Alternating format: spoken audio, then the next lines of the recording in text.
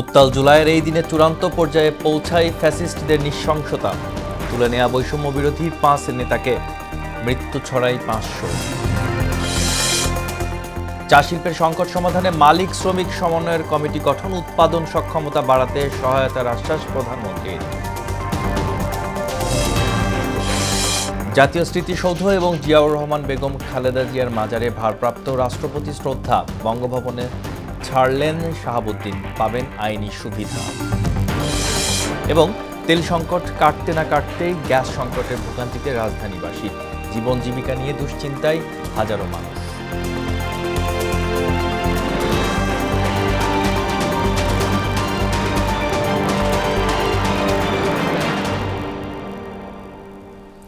আসসালামু আলাইকুম, স্বাগত মোহনা সংবাদে। এতক্ষণ শুনছিলেন শিরোনাম, পুরো সংবাদের সঙ্গে আছি আমি আসাদুজ্জামান। শুরুতেই রক্তাক্ত জুলাই প্রসঙ্গ।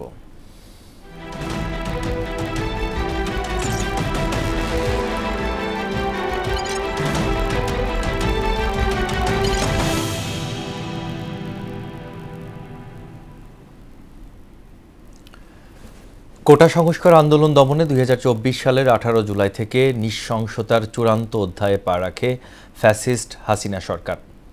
16 জুলাই থেকে শুরু হওয়া ছাত্র হত্যা দমন পীড়নের ধারাবাহিকতায় 27 জুলাই ডিবি হেফাজতে নেওয়া হয় নাহিদ ইসলাম সহ বৈষম্য বিরোধী আন্দোলনের 5 নেতাকে। এদিন টানা 5 দিন সারা দেশে ইন্টারনেট শাটডাউনের পর 28 জুলাই থেকে তা চালুর ঘোষণা দেন আইসিটি প্রতিমন্ত্রী জুনায়েদ আহমেদ পলক। জনপ্রশাসন প্রতিমন্ত্রী জানায় 28 জুলাই অফিস খোলা থাকবে 9টা 3টা। এদিন ব্লক রেডে 5 শতাধিক মানুষকে আটক করা হয়, নিহতের সংখ্যা ছাড়াই 500। 27 জুলাই নিয়ে এমআর আসাদের প্রতিবেদন।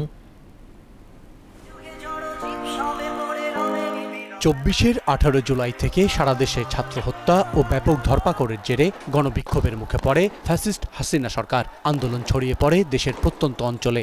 মানুষের দাবি আদায়ে সংগ্রাম বন্ধ করতে ইন্টারনেট শাটডাউন করা হয়। 27 জুলাই ইন্টারনেট চালুর ঘোষণা দিলেও হুমকি বন্ধ করেনি হাসিনা সরকার। ফেসবুক, টিকটক, ইনস্টাগ্রাম, ইউটিউব তাদেরকে শেষবারের মতো আমরা আমি বলবো যে হুঁশিয়ার করে দিতে চাই। এ সময় জারি করা হয় সান্ধ্য আইন। কারফিউর আড়ালে আইনশৃঙ্খলা বাহিনী ব্লক রেডের মাধ্যমে শুরু করে গণগ্রেফতার। থানায় অকথ্য নির্যাতন করা হয়েছে আমাদের উপরে, সারা রাত খাবার দেওয়া হয় নাই, না খেয়ে রাখা হয়েছে, এখন আবার রিমান্ড শুনানির জন্য আদালতে উঠানো হচ্ছে।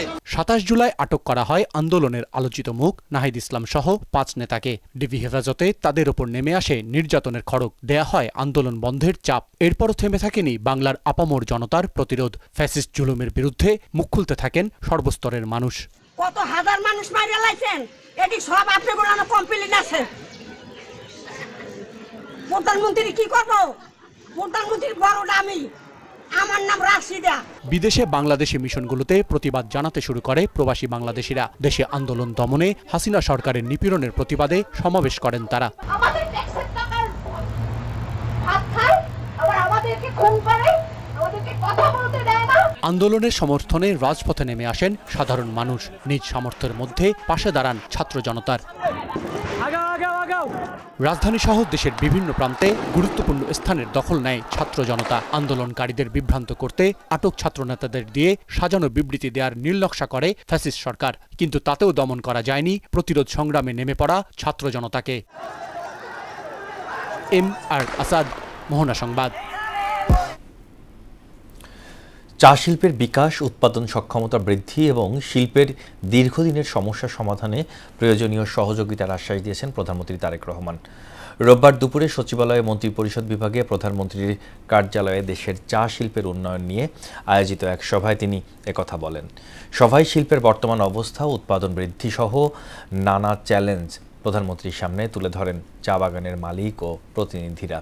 এ সময় সংশ্লিষ্ট মন্ত্রণালয় ও প্রতিনিধিদের নিয়ে একটি কমিটি গঠনের নির্দেশ দেন সরকার প্রধান। এর আগে সেনা সদর দপ্তরে নির্বাচনী পর্ষদ 2026-এর উদ্বোধন অনুষ্ঠানে প্রধানমন্ত্রী তারেক রহমান বলেন, সেনাবাহিনীকে সময়ের চাহিদা অনুযায়ী আধুনিক ও প্রযুক্তি নির্ভর বাহিনী হিসেবে গড়ে তুলতে সরকার বদ্ধপরিকর।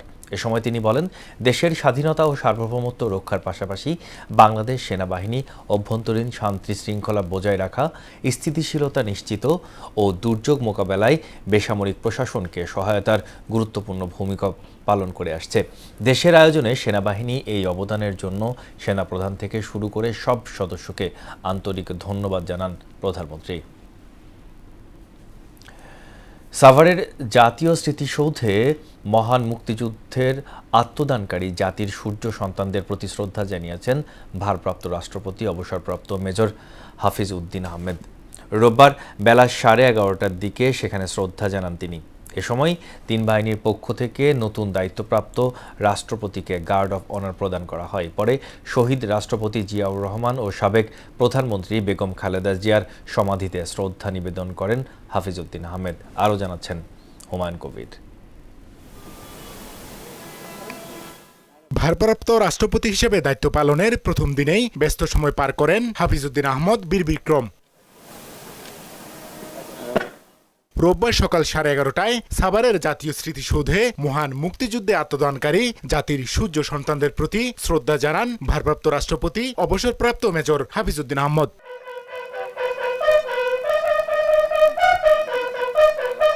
এ সময় তিন বাহিনীর পক্ষ থেকে নতুন দায়িত্বপ্রাপ্ত রাষ্ট্রপতিকে গার্ড অব অনার প্রদান করা হয়। এরপর রাজধানীর জিয়া উদ্যানে বিএনপির প্রতিষ্ঠাতা সাবেক রাষ্ট্রপতি জিয়াউর রহমান ও সাবেক প্রধানমন্ত্রী বেগম খালেদা জিয়ার সমাধিতে শ্রদ্ধা নিবেদন করেন ভারপ্রাপ্ত রাষ্ট্রপতি হাফিজ উদ্দিন আহমদ। এই সময় তার সঙ্গে ছিলেন মুক্তিযুদ্ধ বিষয়ক প্রতিমন্ত্রী ইশরাক হোসেন। রোববার থেকে বঙ্গভবনে রাষ্ট্রপতির নিয়মিত দাপ্তরিক কার্যক্রম পরিচালনা করেন হাফিজ উদ্দিন আহমেদ। হুমায়ুন কবির, মোহনা সংবাদ, ঢাকা। রাষ্ট্রপতির পদ থেকে পদত্যাগের 2 দিন পর বঙ্গভবন ছাড়লেন মোহাম্মদ শাহাবুদ্দিন। রোববার বেলা 2:30টার দিকে সপরিবারে বঙ্গভবন ছাড়েন তিনি। শারীরিক ও মানসিক গুরুতর স্বাস্থ্যগত জটিলতার কারণে দেশের সর্বোচ্চ সাংবিধানিক পদটির দায়িত্ব পালনে নিজেকে অক্ষম উল্লেখ করেন শাহাবুদ্দিন আহমেদ। 24 জুলাই রাষ্ট্রপতির পদ থেকে পদত্যাগ করেন তিনি। জাতীয় সংসদের স্পিকারের কাছে পদত্যাগপত্র জমা দেন তিনি। শাহাবুদ্দিন আহমেদ এখন গুলশানের অবস্থিত তার ব্যক্তিগত বাসভবনে উঠেছেন। সাবেক রাষ্ট্রপতি মোহাম্মদ শাহাবুদ্দিনকে নিয়ে বিরোধী দলীয় বক্তব্য আমলে নেওয়ার কিছু নেই বলে মন্তব্য করেছেন স্বরাষ্ট্রমন্ত্রী সালাউদ্দিন আহমদ। সদ্য বিদায়ী রাষ্ট্রপতি আইন অনুযায়ী সব সুবিধা পাবেন বলেও জানান তিনি। রোববার সচিবালয়ে এক অনুষ্ঠানে সাংবাদিকদের এক প্রশ্নের জবাবে মন্ত্রী এসব কথা বলেন। মতিঝিলে বোমা বিস্ফোরণের ঘটনায় তদন্ত করা হচ্ছে বলেও জানান তিনি। শামীমুজ্জামান চৌধুরীর রিপোর্টে বিস্তারিত। পুলিশ বাহিনীতে সাহসিকতা ও প্রশংসনীয় কাজের স্বীকৃতি স্বরূপ পুরস্কার ও সম্মাননা প্রদান অনুষ্ঠানের আয়োজন করে স্বরাষ্ট্র মন্ত্রণালয়। এদিন সাহসিকতাপূর্ণ কাজের স্বীকৃতি হিসাবে 10 পুলিশ সদস্যকে পুরস্কার ও সম্মাননা দেন স্বরাষ্ট্রমন্ত্রী সালাউদ্দিন আহমদ।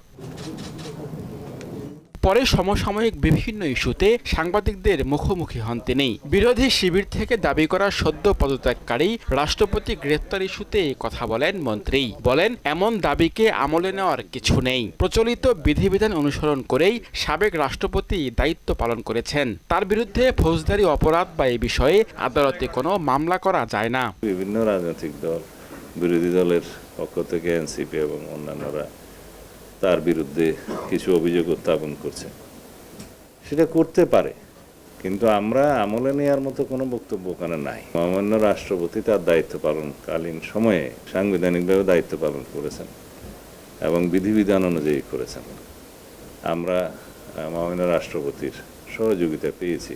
গেল শুক্রবার উল্টো রথের দিন মতিঝিলে বোমা পাওয়ার বিষয়েও কথা বলেন তিনি। ছাতার মধ্যে জিনিস পিলারের নিচে আছে এই মেট্রো রেলের, তখন তারা পুলিশ সদস্যদের জানায় কর্মরত, তারা সেটা বেষ্টনী দিয়ে রাখে এবং আমাদের বোম ডিসপোজাল ইউনিট গিয়ে সেটা ডিসপোজ অফ করে। এটা আমাদের সবসময় প্রস্তুতি থাকে।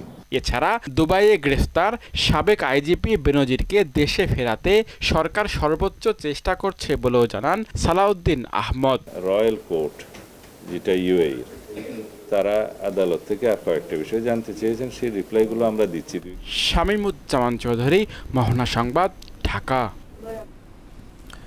এদিকে আইনমন্ত্রী মোহাম্মদ আসাদুজ্জামান বলেছেন, সাবেক রাষ্ট্রপতি মোহাম্মদ শাহাবুদ্দিনের বিরুদ্ধে ওঠা দুর্নীতির অভিযোগ পর্যালোচনা করছে সরকার। রোববার দুপুরে চট্টগ্রাম জেলা আইনজীবী সমিতির উদ্যোগে নবীন আইনজীবীদের বরণ ও প্রশিক্ষণ কর্মশালা শেষে তিনি একথা বলেন। পরবর্তী রাষ্ট্রপতি নির্বাচন প্রসঙ্গে আইনজীবী বলেন, সংবিধান অনুযায়ী পরবর্তী কার্যক্রম পরিচালিত হবে। এ বিষয়ে সরকার যথাযথ আইনি প্রক্রিয়া অনুসরণ করবে। গেল ১৫ বছরে আওয়ামী লীগ দেশের অর্থনীতিকে সম্পূর্ণ ধ্বংস করে দিয়েছে বলে মন্তব্য করেছেন এলজিআরডি মন্ত্রী মির্জা ফখরুল ইসলাম আলমগীর। তিনি বলেন, মৃতপ্রায় অর্থনীতিকে টেনে তুলতে তারেক রহমানের নেতৃত্বে কাজ করছে সরকার। রোববার দুপুরে রাজধানীর শেরেবাংলা কৃষি বিশ্ববিদ্যালয়ে আয়োজিত এক অনুষ্ঠানে এসব কথা বলেন মন্ত্রী। এ সময় প্রধানমন্ত্রীর শিক্ষা উপদেষ্টা ডক্টর মাহাদি আমিন বলেন, আজকের শিক্ষার্থীরাই হবে আগামীর বাংলাদেশের কাণ্ডারি। নাজমুল ইসলামের প্রতিবেদনে বিস্তারিত।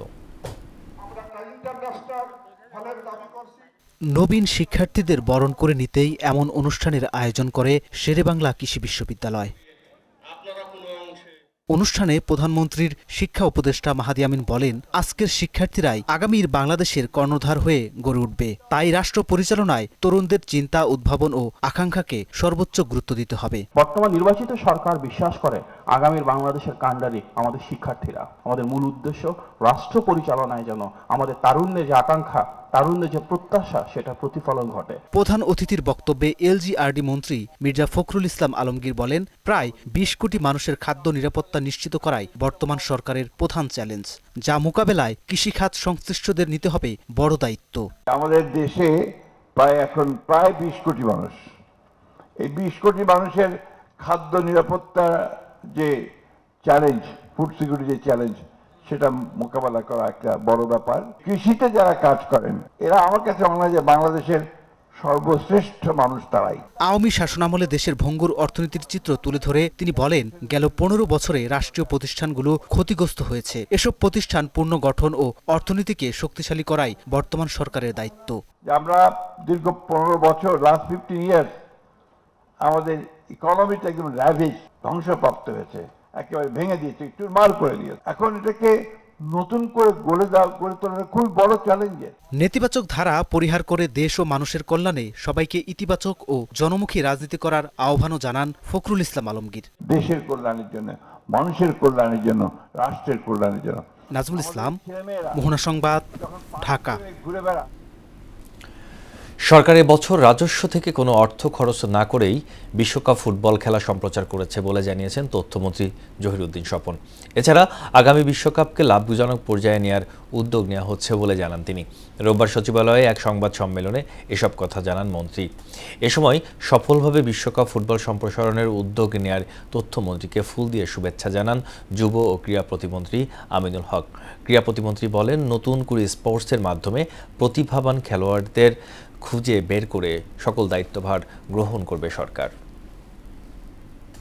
কোনো না কোনো এক সময় অবশ্যই বিশ্ব ফুটবলের সর্বোচ্চ জায়গায় পৌঁছাবে। সেই শুরুটা যেহেতু আমরা করতে পেরেছি, সেই শুরু থেকে আমি বলবো হয়তোবা 10 বছর কিংবা তার চেয়ে বেশি কিংবা 20 বছর বা কোনো এক সময় বাংলাদেশ বিশ্বকাপ ফুটবল খেলবে, সেই স্বপ্নটা আমিও আপনার মতো দেখি। এবারের এই প্রক্রিয়াকে লাগাতার ভাবে যদি উৎসাহ দিতে থাকেন, আমি বিশ্বাস করি যে আগামীতে যখন বিশ্বকাপ হবে তখন আমরা এটাকে শুধুমাত্র শূন্যের ব্যয়ের জায়গাতে না রেখে এটাকে একটা লাভজনক একটা ইভেন্টের পর্যায়ে আমরা নিয়ে যাব।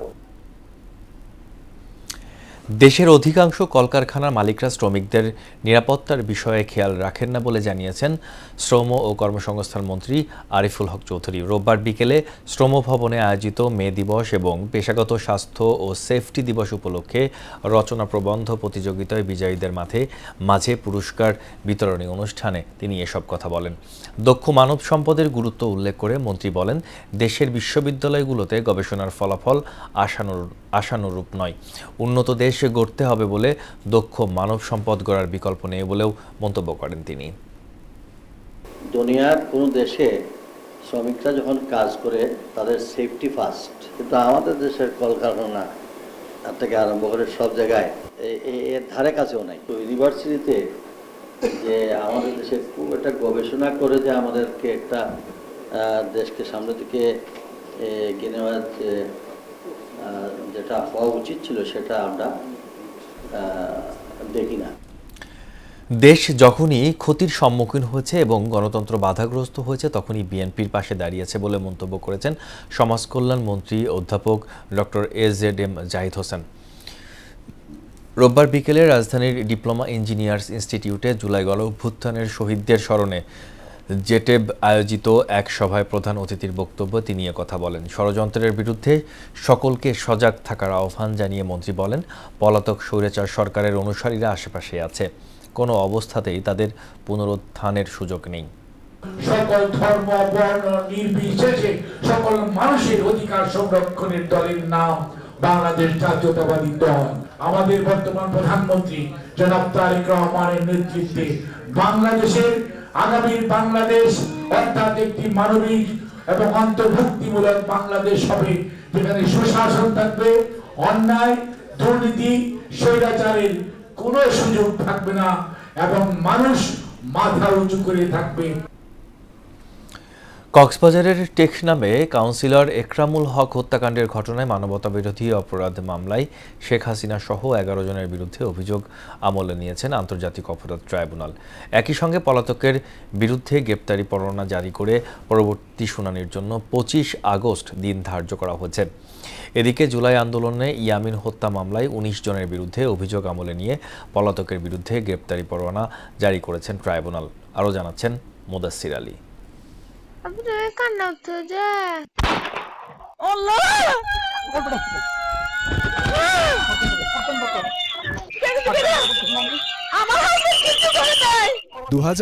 সালের ২৬ মে মাদক বিরোধী অভিযানের নামে কক্সবাজারের টেকনাফ পৌরসভার ৩ নম্বর ওয়ার্ড কাউন্সিলর একরামুল হক হত্যার ঘটনায় ক্ষমতাচ্যুত প্রধানমন্ত্রী শেখ হাসিনা সহ 11 জনের বিরুদ্ধে মানবতাবিরোধী অপরাধ মামলার অভিযোগ আমলে নিয়েছেন আন্তর্জাতিক অপরাধ ট্রাইব্যুনাল ২। একই সঙ্গে শেখ হাসিনা সহ পলাতক ৮ আসামির বিরুদ্ধে গ্রেপ্তারি পরোয়ানা জারি করে মামলার পরবর্তী শুনানির জন্য 25 আগস্ট দিন ধার্য করেন আদালত। পরে ব্রিফিংয়ে আসামিদের বিষয়ে তুলে ধরেন চিফ প্রসিকিউটর মোহাম্মদ আমিনুল ইসলাম। শেখ হাসিনা, আসাদুজ্জামান কামাল, উবায়দুল কাদের, আব্দুর রহমান বদি, তৎকালীন র্যাবের মহাপরিচালক বেনজির আহমেদ, তাদের বিরুদ্ধে ফরমাল চার্জ দিয়েছি। এই মামলার 11 আসামির মধ্যে সাবেক এমপি আব্দুর রহমান বদি, কর্নেল আনোয়ার লতিফ ও মাহবুব আলম অন্য মামলায় গ্রেপ্তার রয়েছেন। এদের মধ্যে বদির অপকর্ম বিশেষভাবে উল্লেখ করেন চিফ প্রসিকিউটর। আব্দুর রহমান বদি সেখানকার একজন কুখ্যাত, আমরা সংসদ সদস্য বলতে লজ্জাবোধ করছি, যিনি মাদক ব্যবসায়ী ছিলেন। একরামকে হত্যা করার পর তার সম্পত্তি কিন্তু এই বদি বিভিন্ন কৌশলে আত্মসাৎ করেছিল। এদিকে একই ট্রাইব্যুনাল জুলাই আন্দোলনে সাভারে আসহাবুল ইয়ামিন হত্যার ঘটনায় করা মানবতা বিরোধী অপরাধ মামলায় সাবেক এমপি সাইফুল ইসলাম সহ 19 জনের বিরুদ্ধে আনুষ্ঠানিক অভিযোগ আমলে নেন। পলাতক 13 আসামির বিরুদ্ধে গ্রেপ্তারি পরোয়ানা জারি করে মামলার পরবর্তী শুনানির জন্য 25 আগস্ট দিন ধার্য করা হয়। আব্দুল্লাহ এল কাফি, সাইফুল ইসলাম, নুরুল ইসলাম, আসাদুজ্জামান রিপন, শহীদুল ইসলাম, শাহজামান যে আসামিদের বিরুদ্ধে ট্রাইব্যুনাল অভিযোগ আমলে নিয়েছেন এবং আমাদের প্রেয়ার অনুযায়ী যারা ইতিমধ্যে গ্রেফতার আছে তাদেরকে এই মামলায় সন্নিবেষ্ট করেছেন। যারা পলাতক আছে তাদের বিরুদ্ধে গ্রেফতারি পরোয়ানা দিয়েছেন। মুদাসসির আলী, মোহনা সংবাদ, ঢাকা। তেলের সংকট কাটিয়ে উঠতে না উঠতে এবার তীব্র গ্যাস সংকটে দিশেহারা রাজধানীবাসী। বাসাবাড়িতে চলছে না চুলা, বিকল্প বৈদ্যুতিক চুলা ব্যবহারে বাড়ছে ব্যয়। আবার ফিলিং স্টেশনে ঘন্টার পর ঘন্টা অপেক্ষা করেও মিলছে না গ্যাস। এতে জীবন জীবিকা নিয়ে দুশ্চিন্তায় পড়েছেন হাজারো মানুষ। আরও জানাচ্ছেন উষা ফেরদৌস। আজকে প্রায় 10-12 দিন ধরে গ্যাস নেই আপা। আমরা গ্যাসের বিলও দিব, আবার কারেন্টের চুলাও কিনবো। এটা আমাদের লস নামা, আমরা মধ্যবিত্ত ফ্যামিলি। মিরপুর শেওড়াপাড়ার এক বাসিন্দা কয়েকদিনের গ্যাস সংকটে দিশেহারা অবস্থা তার। এমনকি ওই এলাকার পুরোটা জুড়েই একই অবস্থা। 10 থেকে 15 দিন ধরে বাসায় চুলাই জ্বলছে না। বাধ্য হয়ে ইলেকট্রিক চুলা, রাইস কুকার সহ বিভিন্ন বৈদ্যুতিক উপকরণ ব্যবহার করছেন অনেকে। এতে বাড়ছে ব্যয়। কারেন্ট চলে যায় 200-300-500 করে, এরকম 4-5 দিনে ঢুকায়। কারেন্ট চলে গেলে আবার যে খড়ি চুলা রান্না করা লাগে। কয়েকদিন তো মনে করেন রাইস কুকার কিনতে পারি নাই, পরে কিনা মনে করেন বাহিরতে খাবার কিনে আনছি, তারপরে শুকনা পাউরুটি এইগুলি খাই, কলা এগুলি খাই। আমরা তো প্রতিনিয়ত প্রবলেম ফেস করতেছি, মানে আমরা এটা সমাধান চাই, একটাই কথা। আবার রাজধানীর গ্যাস পাম্পগুলো দিনের অধিকাংশ সময় বন্ধ থাকছে। 8 থেকে 10 ঘন্টা অপেক্ষা করেও প্রয়োজন মতো গ্যাস পাচ্ছেন না সিএনজি চালকরা। সকাল 7টার সময় পাম্প বন্ধ হয়েছে, তো গ্যাস আমি নিতে পারি নাই। পাম্প বন্ধ আইলে 200-250 টাকা ঠেলে আইলে 20 টাকা 30 টাকা 50 টাকা গ্যাস ঢোকে। মালিকে জমাই দিতে পারে না, মালিকে 1000 টাকা জমা দেয়, গ্যাস নাই, গ্যাস পাম্প। জ্বালানি ও খনিজ সম্পদ বিভাগের তথ্য অনুযায়ী দেশে 3800 মিলিয়ন ঘনফুট গ্যাসের চাহিদার বিপরীতে সরবরাহ সক্ষমতা সব মিলিয়ে 2800 মিলিয়ন ঘনফুট। চাহিদার বাকি অংশের যোগান নিশ্চিত করা হয় আমদানির মাধ্যমে। এমন পরিস্থিতিতে এলএনজি টার্মিনালে ত্রুটির কারণে সংকট চরমে পৌঁছেছে। এখন একটু ভয়াবহ, যেমন আগে মোটামুটি কম বেশি পাওয়া গেছে, এখন তো একেবারেই মানে নাই। এই যে একটা ভোগান্তিস, এই ভোগান্তিসটা বাদ দিয়ে গ্যাসের দাম বাড়াইলে বাড়াক, আর যদি না বাড়ায় তাহলে আমাদের তো এরকম ভোগাই লাভ নাই। উৎপাদন ও মজুদের ক্ষেত্রে নিজস্ব সক্ষমতা অর্জন ছাড়া এই সমস্যার স্থায়ী সমাধান সম্ভব নয় বলেই মনে করছেন সংশ্লিষ্টরা। উষা ফেরদৌস, মোহনা সংবাদ, ঢাকা। হামের উপসর্গে গত 24 ঘন্টায় দেশে আরও 4 শিশুর মৃত্যু হয়েছে। ওই সময়ে নতুন রোগী শনাক্ত হয়েছে 1160 জন। গেল 15ই মার্চ থেকে এখন পর্যন্ত হাম ও উপসর্গে মৃত্যু বেড়ে দাঁড়িয়েছে 820 জনে। এই সময়ে সন্দেহজনক হামে হাসপাতালে ভর্তি হয়েছেন 1,06,239 জন, আর সুস্থ হয়ে বাড়ি ফিরেছেন 1,02,467 জন। স্বাস্থ্য অধিদপ্তরের কন্ট্রোল রুম থেকে পাঠানো এক সংবাদ বিজ্ঞপ্তিতে এই তথ্য জানানো হয়। এদিকে এডিস মশাবাহিত ডেঙ্গু জ্বরে আক্রান্ত হয়ে 24 ঘন্টায় আরও 3 জনের মৃত্যু হয়েছে। তাদের মধ্যে 2 জন নারী ও 1 জন পুরুষ। এ সময় চলতি বছর মোট মৃত্যু বেড়ে দাঁড়িয়েছে 43 জনে। এছাড়া নতুন 458 জন রোগী দেশের বিভিন্ন হাসপাতালে ভর্তি রয়েছেন, যার ফলে বর্তমানে চিকিৎসাধীন মোট রোগীর সংখ্যা পৌঁছেছে 1118 জনে। স্বাস্থ্য অধিদপ্তরের ডেঙ্গু বিষয়ক নিয়মিত সংবাদ বিজ্ঞপ্তিতে এই তথ্য জানানো হয়েছে। গাজীপুর সিটি কর্পোরেশনের 2026-27 অর্থ বছরের বাজেট ঘোষণা করা হয়েছে। রোববার দুপুরে নগর ভবনের মিলনায়তনে 5,102,35,08,000 টাকার বাজেট ঘোষণা করা হয়। বাজেট পেশ করেন সিটি কর্পোরেশনের প্রশাসক মোহাম্মদ শওকত হোসেন সরকার। সভায় নির্বাহী কর্মকর্তার সভাপতিত্বে অনুষ্ঠানে বক্তব্য রাখেন সিটি কর্পোরেশনের সচিব হিসাব রক্ষক কর্মকর্তা গোলাম কিবরিয়া। অনুষ্ঠানে বিভিন্ন ওয়ার্ডের সচিব ও কর্মকর্তারা উপস্থিত ছিলেন। সংশোধিত বাজেটের সর্বমোট সংশোধিত বাজেটের আয় আমাদের 3,463,06,97,000 টাকা এবং সর্বমোট ব্যয় 1,025,80,64,000 টাকা মাত্র। গাজীপুরের কালিয়াকৈরে নতুন তুরাগ নদীর উপর নতুন নির্মাণাধীন সেতুর কাজ শেষ না হওয়ায় চরম দুর্ভোগে স্থানীয় বাসিন্দারা। নানা অজুহাতে ঠিকাদারি প্রতিষ্ঠান কাজ বন্ধ রাখায় প্রতিদিন ঝুঁকি নিয়ে নদী পার হচ্ছেন তারা। অন্যদিকে কাজ বন্ধ থাকায় অযত্ন অবহেলায় নষ্ট হচ্ছে সেখানকার নির্মাণ সামগ্রী। দ্রুত সেতুটির কাজ নির্মাণ শেষ করতে ঠিকাদারদেরকে নোটিশ দেওয়া হয়েছে বলে জানিয়েছেন উপজেলা প্রকৌশলী। আলহাজ হোসেনের তথ্যচিত্রে জানাচ্ছেন ডলি বিনতে মনোয়ারা। 2024-25 অর্থ বছরে স্থানীয় সরকার প্রকৌশল অধিদপ্তর কালিয়াকৈর উপজেলার নামাশুলাই পল্লীমঙ্গল রাস্তায় তুরাগ নদীর উপর 220 মিটার দীর্ঘ একটি সেতু নির্মাণের উদ্যোগ নেয়। এতে বরাদ্দ দেওয়া হয় 37,72,00,000 টাকা। টেন্ডার প্রক্রিয়া শেষে কার্যাদেশ পেয়ে ঠিকাদারি প্রতিষ্ঠান MBEL SEL জেভি কাজ শুরু করলেও মাঝপথে তা থেমে যায়। এ অবস্থায় চরম দুর্ভোগে পড়েছেন এ পথে যাতায়াতকারীরা। বছর জুড়ে ঝুঁকি নিয়ে ছোট নৌকায় নদী পারাপার হলেও বর্ষা মৌসুমে বিপাকে পড়েন তারা। ঠিকাদাররা কাজ ওরা পলায় গেছে, আমরা জমি দিলাম, আমাকে পয়সা আমরা সব খালি আছে ঠিকাদার। যদি এখানে ব্রিজটা থাকতো তাহলে অনায়াসেই আমাদের এই এলাকার মানুষগুলি খালপাড় ছেড়ে কালিয়াকৈর অন্য জায়গায় চলে যেত না। প্রতিদিন আমরা বাসায় দেরি করে যেতে হয়, ব্রিজটা হলে অনেক ভালো হতো। এই ব্রিজটা হলে আমাদের খালপাড়বাসীর অনেক উপকার হতো। ব্রিজের জন্য আমাদের অনেক ছাত্র মারা গেছে এই যে রাস্তায় নদীতে। প্রাইমারি স্কুল আছে, স্কুল যায় না, কিন্তু আমার বাচ্চা মা বাবারা ডরায়, এর জন্য ভয় পায়, এর জন্য 70 স্কুলে পাঠিয়ে দিই। ব্রিজটা হলে আমাদের এলাকাবাসীর উপকার হবে, আর বিশেষ করে আমাদের স্কুলের জন্য আমাদের ছাত্রদের অনেক সুবিধা হবে। 24 আগস্টের পট পরিবর্তনের পর ব্যাংকিং জটিলতায় কাজ বন্ধ করতে বাধ্য হন বলে জানান ঠিকাদারি প্রতিষ্ঠানের এই কর্মকর্তা। 5 আগস্টের পর ম্যানেজমেন্ট চেঞ্জ হয়ে গেছে, তখন ব্যাংকের ফান্ডের ফ্লোটা বন্ধ হয়ে গেছে। হ্যাঁ, ওটা আবার ব্যাংক নতুন ম্যানেজমেন্ট বসছে, এখন আবার চালু করে দিচ্ছে। এখন আমরা পূর্ণ দমে কাজ শুরু করার জন্য আমাদের যত ধরনের ইকুইপমেন্ট, লেবার যা যা আছে সবকিছু নিয়ে আমরা প্রস্তুতি নিচ্ছি। তবে দ্রুত কাজ শুরু করতে ঠিকাদারি প্রতিষ্ঠানকে নোটিশ দেওয়া হয়েছে বলে জানালেন উপজেলা প্রকৌশলী। আমরা তাদের সাথে যোগাযোগ করছি এবং আমাদের ঊর্ধ্বতন কর্তৃপক্ষ তাদের সাথে যোগাযোগ করতেছেন এবং পত্র দেওয়া হয়েছে, তারা অচিরেই কাজটা শুরু করবে বলে আমাদের জানিয়েছিলেন। দ্রুততম সময়ে সেতুটির কাজ শেষ করে জনদুর্ভোগের অবসান ঘটানো হবে এমন প্রত্যাশা ভুক্তভোগীদের। ডলি বিনতে মনোয়ারা, মোহনা সংবাদ। এবার খেলার খবর ক্রিকেট। অস্ট্রেলিয়ার বিপক্ষে টেস্ট সিরিজ সামনে রেখে দল ঘোষণা করেছে বিসিবি। ইনজুরির কারণে দলে নেই নাহিদ রানা ও লিটন দাসরা। 2 তারকার অনুপস্থিতিতে ফিরেছেন জাকের আলী অনিক, সৌম্য সরকার। চমক হিসেবে আছেন পেসার মুশফিক হাসান। টেস্টের ওপেনিংয়ে দীর্ঘদিন পর ফিরলেন সৌম্য, জায়গা হারিয়েছেন মাহমুদুল হাসান জয়। এছাড়া দীর্ঘদিন পর ফেরানো হয়েছে জাকেরকে।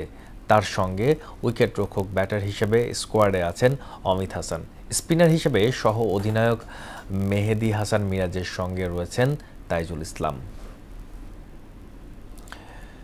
ফুটবল। দীর্ঘ জল্পনা কল্পনার অবসান ঘটিয়ে অবশেষে অ্যাটলেটিকো মাদ্রিদে যোগ দিলেন দক্ষিণ কোরিয়ার মিডফিল্ডার কাং ইন-লি। কয়েক সপ্তাহ ধরে চুক্তির ঘোষণা পিছিয়ে যাওয়ায় অনিশ্চয়তা তৈরি হলেও আনুষ্ঠানিকভাবে 25 বছর বয়সী এই ফুটবলারের নাম ঘোষণা করেছে স্প্যানিশ ক্লাবটি। 2031 সাল পর্যন্ত চুক্তিতে তাকে দলে ভিড়িয়েছে ডিয়েগো সিমিওয়েন দল।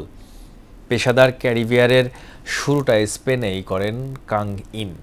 তালেন্সিয়া যুব দল হয়ে ক্লাবটির বি দলে খেলে এর মূল একাদশে অভিষেক হয় তার। এরপর তিনি যোগ দেন মায়োরকার এবং ওই ক্লাবের 3 বছর খেলে 2023 সালের পাড়ি জমান পিএসজিতে। শেষ করব মোহনা সংবাদ। যাবার আগে সংবাদ শিরোনামগুলো জানিয়ে দিচ্ছি আরও একবার।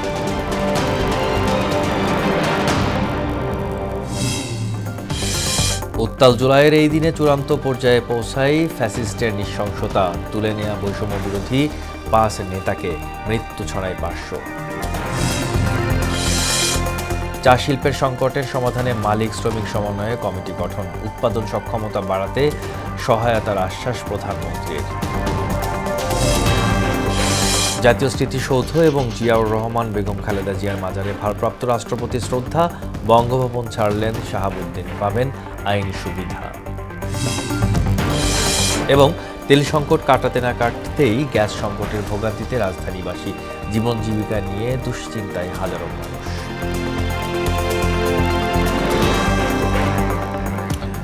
দর্শক, এই ছিল মোহনা সংবাদে। মোহনার সর্বশেষ খবর জানতে ভিজিট করুন www.mohana.tv। সংবাদ দেখতে পারেন ফেসবুক, ইউটিউবেও। এতক্ষণ সঙ্গে থাকার জন্য ধন্যবাদ সবাইকে।